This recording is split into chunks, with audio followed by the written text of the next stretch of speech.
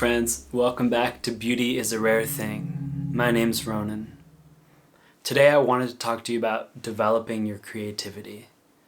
When I first got a guitar at the age of 12, I started writing riffs on it right away.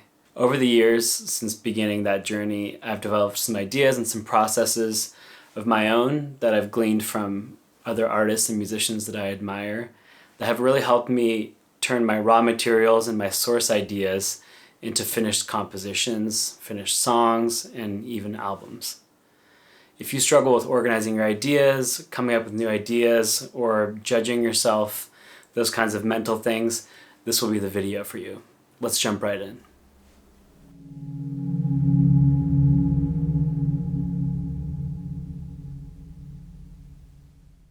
Creativity is a numbers game. What do I mean by that? I mean that we're sort of panning for gold when we're writing music or when we're creating anything.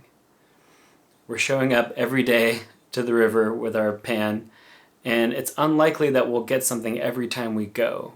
But we trust the fact that if we show up every day to the source, that we'll find something. For example, if I set a goal for myself every week of writing a song every day, that's much more than I would usually write, so it's going to be a challenge.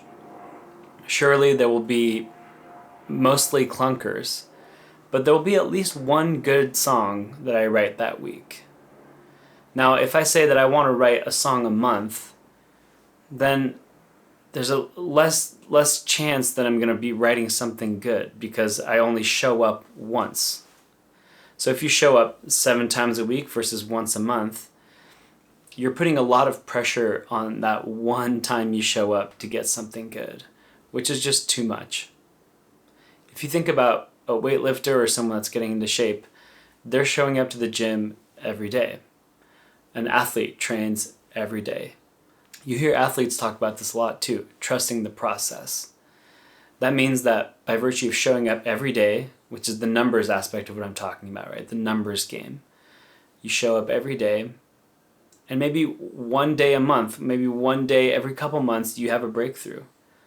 That's huge. Expecting a breakthrough or a stroke of genius each time you show up to do something creative is unrealistic. So the best way you can set yourself up for success is by showing up regularly. I think it's also really important to acknowledge the role that emotion plays in the early part of creativity. Sometimes there's a euphoria and an excitement that comes with a really good idea that you recognize as being really good right away. However, some of my best songs come from the most boring ideas, so sometimes it can be misleading to always look for that excitement at the onset of an idea. That's why I try and catalog as many ideas as possible. I write them down, I try and keep track of them so that in case something doesn't feel exciting when I come up with it, it might prove to be really interesting later when I look back on it. So don't always look for that rush, that excitement, that eureka moment, because it can be really fleeting. Remember, we're panning for gold. We're showing up every day. Sometimes you might have a gold nugget, but it might have some mud on it, or it might have some other debris or sediment that you don't recognize it as gold right away, which is why we catalog everything. And we try and avoid making judgment calls early on as to what will be a good or a bad idea.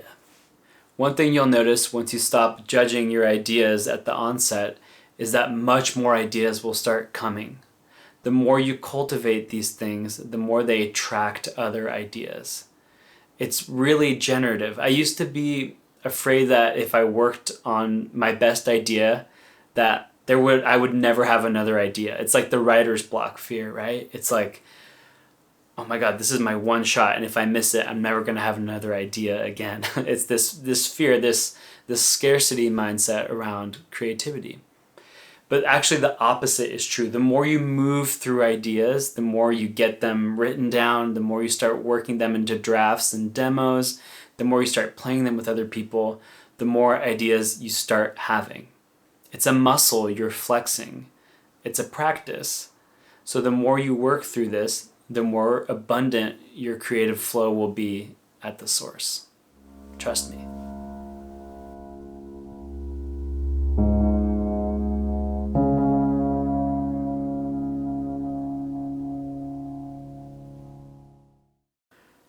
I don't bring up the subconscious to be opaque or mysterious.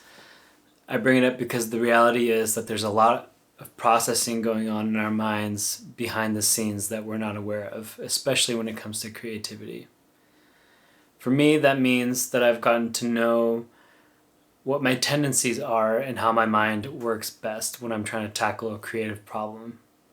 I've noticed that for me personally, in the morning is when I'm the most available for disciplined work, like practicing, technique, like really digging into the guitar as like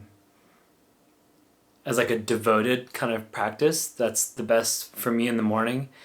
And at night is when I tend to be more free. Maybe I'll get lost in some synthesizers or start writing something or get into some looping and workshop some sections and just jam. That's kind of how I've noticed my tendency works. Obviously, sometimes I'll flip it if I want to experiment, but generally that's something I've gotten to know about myself. And that's my advice for you, is to get to know yourself. Get to know what happens when you go on a walk, when you think about art in the shower, when you're stuck in traffic. Your mind is always working on these problems that you're working on creatively. They're working in the background when you're doing other things. So we can use these things, this self-knowledge, we can use it to help extract even more ideas and oftentimes solutions to problems that we face when we're stuck creatively. I also often go back and listen to my practice sessions. Sometimes I just record myself on my phone, sometimes it's in my DAW, but I like to keep a record so that I can go back and listen to what I was doing a few months ago, see if I've made any progress, see if I've regressed in any ways. So, here's a little recording of me playing some Bach. I've been practicing the E minor lute suites, and I recorded myself that day playing through it on my Telecaster, and I can go back and hear how I was sounding on this back in June, and then I can make an assessment. I can think, oh wow, like I haven't done that in a while, I should go back and revisit this. Or, oh yeah, I've made some progress with this part and this part, but actually, I'm still noticing some of the same mistakes. If you give yourself the benefit of longevity and keeping a record of your progress, it's a lot easier to be like objective with yourself as opposed to reactively assessing yourself like, oh, today I sound like shit. Oh man, like I've never been good at this. Or like, you can build up a lot of annoying self-talk that's not actually that helpful. But if you have a measure of, actually a couple months ago I was sounding pretty good on this, I just need to bring myself back up to where I was at that time, that can really help the overall self-esteem and the morale that we all need to carry ourselves through this artistic discipline. Something I'll do a lot is free writing and free playing for extended amounts of time. Sometimes I'll put on a timer for 30 minutes and just play the same song for 30 minutes. If I just play for 30 minutes, I can guarantee that I'll get past all my regular go-to things that I play over tunes and actually start to improvise, look for new ways through the tunes, and generally find stuff that's more appealing and engaging, because if I'm playing 30 minutes of stuff I already know, I'm going to be super bored. So I'll record these sessions and go back and listen to them to hear exactly what I found, what I missed. Sometimes I play stuff and it's actually great and I didn't hear it that way. Or sometimes I thought I was really on a roll and it actually ended up not sounding as good as I thought in the moment. So again, looking for the subconscious to take more of a role, we have to get through the conscious. And the conscious is usually like, the first few times you do something, you're using stuff that's familiar. That's the conscious. The subconscious takes over when you've removed that filter, you've kind of broken past the initial stages of whatever you're dealing with. When it comes to lyrics and songwriting, I'll usually, again, set a timer or some way to force myself to really stay in it and get into it. I'll free write for a long time, just whatever's coming to my mind without judging, without looking for anything in particular, just letting things flow, taking the empty page and just filling it up. Now I can make decisions later on about what I want to use from that, what I want to extract for a piece of music or a poem. But in that moment, I'm just trying to fill it up. I'm not trying to judge or limit or edit in any way. That'll be for a later stage. And same with improvisation. Like I said earlier, sometimes I'll play a tune, but other times I'll just freely improvise whatever wants to come out. And I don't judge it. I don't try and improve it. I don't use it as like a practice springboard. I'll just make 30 minutes of improvised guitar stuff. And then I'll stow that away.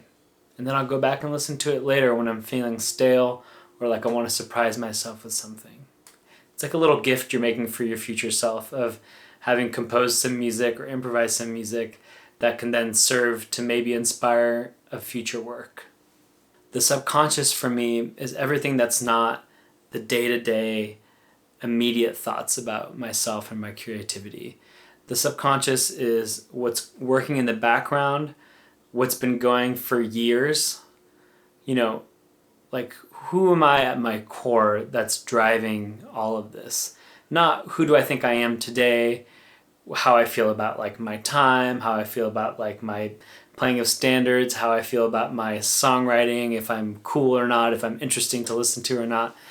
All those things fluctuate so much day to day. And your subconscious is a bit removed from that because it's just thinking big picture creativity. How do I move things forward? Your subconscious is a lot more reliable than your conscious mind because the conscious mind is a bit more frail and more ego driven, whereas the subconscious is obeying your much deeper desires, and I think more sincere desires to make great art, not just to be validated or to be congratulated.